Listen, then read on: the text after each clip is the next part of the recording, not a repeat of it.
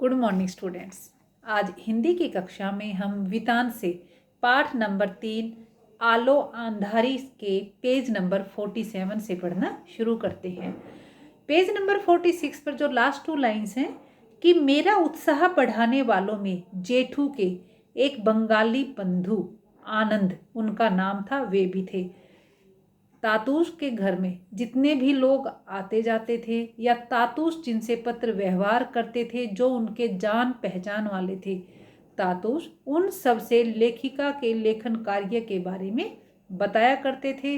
और जो हर कोई एक उनका रिश्तेदार था, वह लेखिका को मोटिवेट प्रेरित करना चाहता था। तो उनमें से एक आनंद भी थे। तो उन्होंने उसको काफ़ी कहा था कि जो तुम ये लेखन कार्य कर रही हो ना, तो ये काफ़ी अच्छा कार्य है, तुम इसको अच्छे से लिख सकती हो, फिर और तुम एक ऊंचे मुकाम तक पहुंच सकती हो। इस पेज पर एक जो सेकंड पैराग्राफ है उसमें देखिए, इसी बीच एक दिन मेरे बाबा सवेरे सवेरे आ पहुंचे। लेखिका आगे कहती हैं कि एक दिन प्रातःकाल ही मेरे पिताजी, मेरे बाबा मुझसे मिलने आ जाते हैं। उस समय लेखिका रसोई घर में कार्य कर रही थी और खिड़की में से उसने अपने पिताजी को साइकिल से उतरते हुए देखा, लेकिन वो उनको ठीक से पहचान नहीं पाई। तो उन्होंने घंटी बजाई, तो काफ़ी देर के बाद वो बाहर निकलती हैं। फिर उसके बाबा उससे उसका हाल चाल पूछते हैं और फिर कहती है, वो अपने बाबू से कहती है, अपने पिताजी से कहती है कि पिताजी, बाबू, आपके शरीर का यह हाल कैसे हो गया। तो फिर वो बताते हैं कि ठीक है, मैं तो जैसा हूँ ठीक हूँ, तुम बताओ तुम कैसी हो, बच्चे कहाँ हैं, सब ठीक है ना। और फिर वो तातूश के पास दौड़कर जाती है और कहती है कि आज मेरे बाबा यहाँ पर आए हैं। फिर तातूश उसके बाबा को बिठाने के लिए कहते हैं और साथ में उसे कुछ खाने के लिए तैयार करने के लिए भी कहते हैं। फिर वह बाबा को अपने कमरे में ले जाती है और पूछती है कि चाय बनाऊं। तो वो कहते हैं कि ना, इतनी गर्मी में चाय की कोई ज़रूरत नहीं है। ऐसा कहने पर लेखिका उनको एक गिलास शरबत बनाकर दे देती है। फिर वो गिलास हाथ में लिए कहते हैं, तू तू भी थोड़ा ले ले बेटा। यानी कि एक पिता का प्यार देखिए, वो अब भी अपनी बेटी से कितना प्यार करते थे। हालांकि कुछ समस्याएं थी, वो कोई उससे मिलने आ नहीं सकते थे, तो कहते हैं तू भी ले ले। फिर वो तो कहती है कि ना, मैंने तो अभी चाय पी है। फिर कहती है, फिर वो पूछती है कि माँ कैसी है, क्योंकि उसको अब तक, यानी कि बेबी हालदार को अब तक यह नहीं पता था कि उसकी माँ का तो देहांत हो चुका है। कहते हैं कि ठीक है, तुम्हारी बहुत याद करती रहती है। मैंने सोचा करेगी क्यों नहीं, 2 साल हो चुके हैं उनसे बिछड़े हुए, क्यों नहीं करेगी। और अगर मैं वहाँ जाऊँगी तो फिर से वही झगड़े शुरू हो जाएंगे। तो वो फिर उस बात को वहीं पर ख़त्म कर देती है। Page number 48। अब उसके बाबा उसके साथ बैठे बातें करते रहते हैं और जब दो, यानी कि बाप और बेटी इतने दिनों के बाद मिले थे, तो उनकी काफ़ी बातें होती रहती हैं। वो सबके बारे में पूछती रहती है कि क्या हुआ क्या ना हुआ। और फिर वो उसकी माँ की सच्चाई उसके सामने बताना नहीं चाहते थे। क्यों? क्योंकि वो नहीं चाहते थे कि वो उनको याद करके रोए। फिर बेटा इसमें आपका, मैं थोड़ा सा कि ना चैप्टर काफ़ी लेंदी होता जा रहा है, मैं इसको ब्रीफ कर देती हूँ। तो इसी पेज पर आगे बता रखा है, वो मतलब जर्नल बातें करते रहते हैं, रूटीन की बातें। पेज नंबर 49 पर फिर बाबा उससे पूछते हैं कि तुम्हारा बड़ा लड़का कहाँ रहता है। फिर वो उसको बता देती है कि यहीं पास में रहता है। तो कहते कि चलो मैं देख आता हूँ उसको। वहाँ वो अपने पिताजी को लेकर जाती है, अपने बाबा को। तो उसका लड़का वहाँ मिलता है और फिर उन्हें दादू कहकर प्रणाम करता। अब उसको क्या पता कि ये दादू भाई कौन है। तो दादू, मेरा बाबू कैसा है। बाबा कहते हैं कि तुम्हारा बाबू ठीक है। और फिर बेटा वो बातें करते हैं उनके साथ भी। वहाँ पर माँ, जो उसकी माँ और नाना थे ना, उनके साथ वह बात करता रहता है और उसके पिताजी बड़े खुश होकर वहाँ से जाते हैं। और फिर वो ये भी कहते हैं कि तुम परेशान मत हुआ करो, तुम्हारा बेटा समझदार है, वह बड़ा होता जा रहा है और तुम्हें सुख देगा। अब उसके बाद बेटा उसके बाबा वहाँ से चले जाते हैं। फिर उन्हें कहीं से पता चल गया था कि मैं कुछ थोड़ा लिख भी रही थी, यानी कि लेखिका के पिताजी को पता चल जाता है कि वह लिखना पढ़ना भी सीख गई है तो वो बड़े खुश होते हैं। और जहाँ पहले बेटा वो उसके पिता, उसके बाबा उसकी खोज खबर नहीं लेते थे, अब वो जब भी उनको समय मिलता उसकी खोज खबर ले लिया करते थे। अब बाबा इतने दिनों में मिलकर उससे गए तो लेखिका का मन काफ़ी खराब हो जाता है और वो बड़ा अफसोस करती है कि मेरी माँ मर गई और मैं उसे अपनी आँखों से देख भी नहीं पाई। नेक्स्ट पेज पर बेटा, पेज नंबर 50। इसमें बेटा, इसमें क्या होता है, जेठू और शर्मिला दी, एक मैंने बताया था ना आपको शर्मिला दी भी थी, उनकी भी कई चिट्ठियां लेखिका के पास आ गई थी। तो जब चिट्ठियां उसके पास आती तो उन लेखिका को उनका उत्तर देने की चिंता लगी रहती थी और वो ये रहती थी कि जब मैं उत्तर दूंगी ना तो वे लोग खुश हो जाएंगे और मेरा मन भी बहल जाएगा।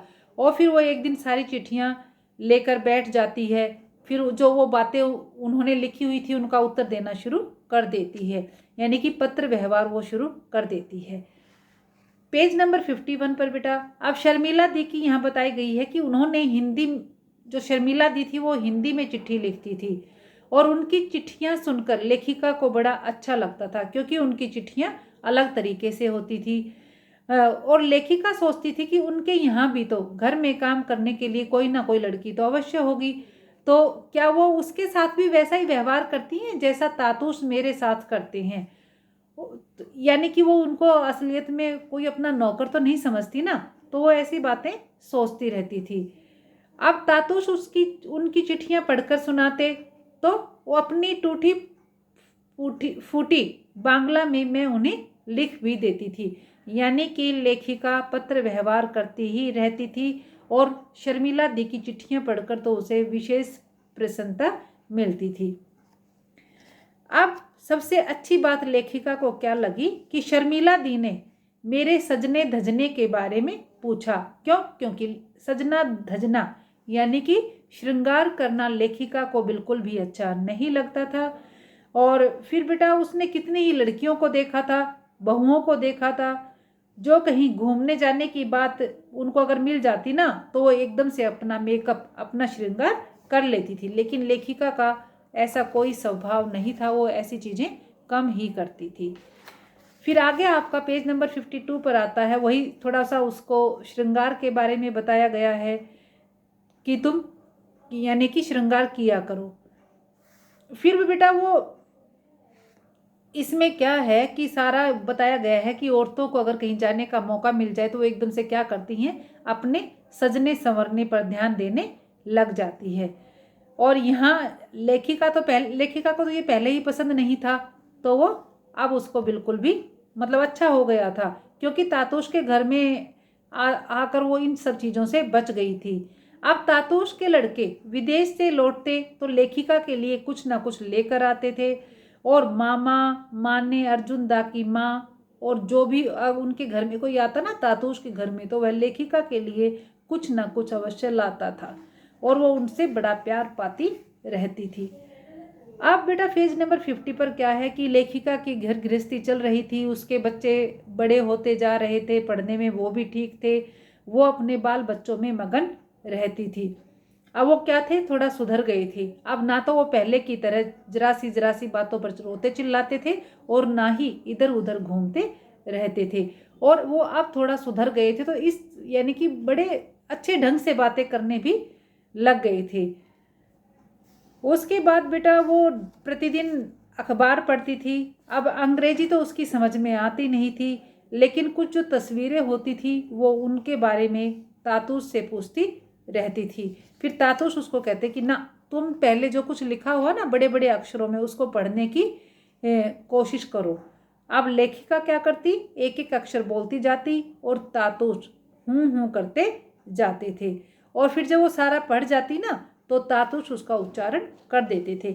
ऐसा करके तातूश उसको पढ़ना लिखना और भी अच्छे ढंग से करवाना चाहते थे।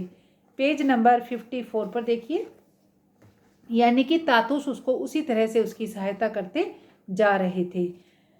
अब बच्चों को स्कूल भेजना लेखिका के लिए कोई अकेला काम तो था नहीं, क्योंकि घर में और भी सदस्य थे। जो अर्जुन दा थे उनके उठने पर उनके लिए खाना बनाना होता था, क्यों? क्योंकि अर्जुन दा ठंडी रोटी नहीं खाते थे, इसलिए लेखिका बड़ा ध्यान रखती कि वह उनको गर्म गर्म रोटी बनाकर दे। और अर्जुन दा को अच्छी अच्छी चीज़ें खाने का शौक भी था, जैसे चिकन विकेन, बिरयानी, पुलाव, कबाब, आलू पराठा, पुदीना पराठा, और ये सब चीज़ें अर्जुन दा को बड़ी अच्छी लगती थी। अब लेखिका हमेशा अर्जुन से पूछकर ही उसका खाना बना देती थी।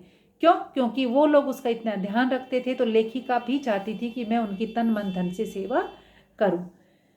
लोगों को किताबें देखकर तरह तरह की चीजें बनाकर खिलाना लेखिका को अच्छा लगता। उसी तरह से लेखिका को उपन्यास, कहानी, कविता पढ़ना और अखबार देखना लगता था। अखबार देखते ही तो उस पर पढ़ने का कुछ नशा सा छा जाता था।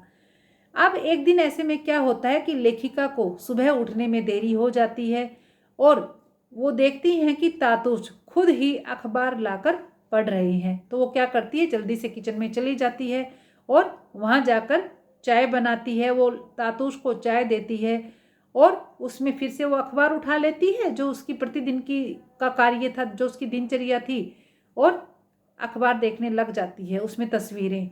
फिर तातुश उससे पूछते हैं कि तुम्हारी चाय कहाँ है, यहीं पर ले आओ, और वो वहाँ पर फिर दोनों बैठ जाते हैं बेटा। उसके बाद लेखिका क्या करती है,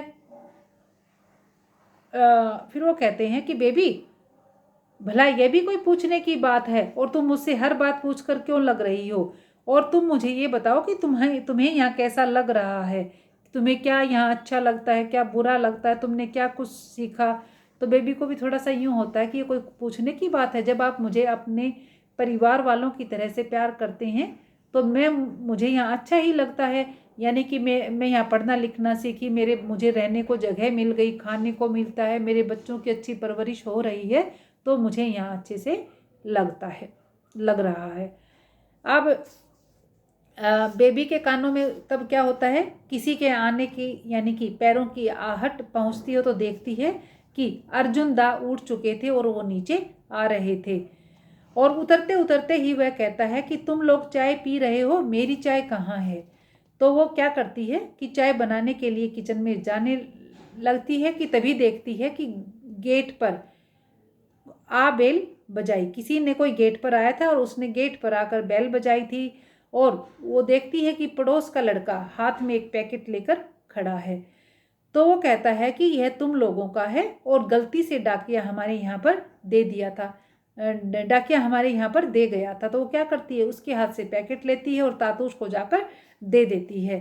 फिर वो तातुश कहते हैं कि मुझे क्यों दे रही हो, ये तो तुम्हारा है, जाओ ले जाकर इसमें देखो।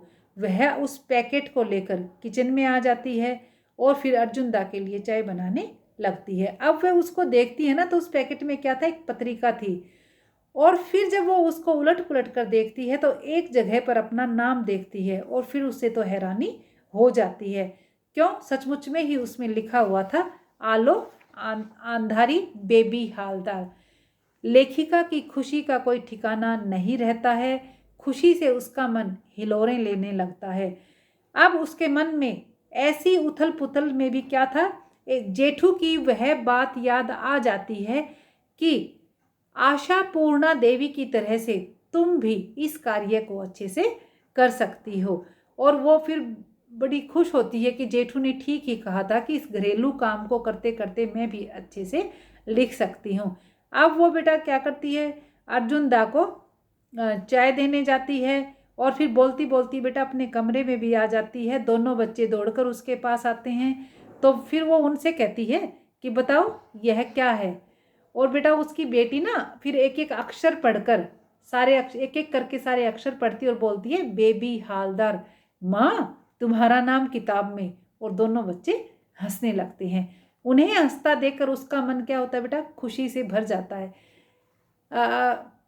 क्या होता है बेटा, जैसे माँ बाप को अपने बच्चों की अचीवमेंट्स देखकर खुशी होती है ना, उसी तरह से बच्चों को भी अपने माता पिता के सक्सेसफुल होने में या कोई उपलब्धि हासिल होने पर बड़ी खुशी होती है। तो वो दोनों बच्चे भी बड़े खुश होते हैं।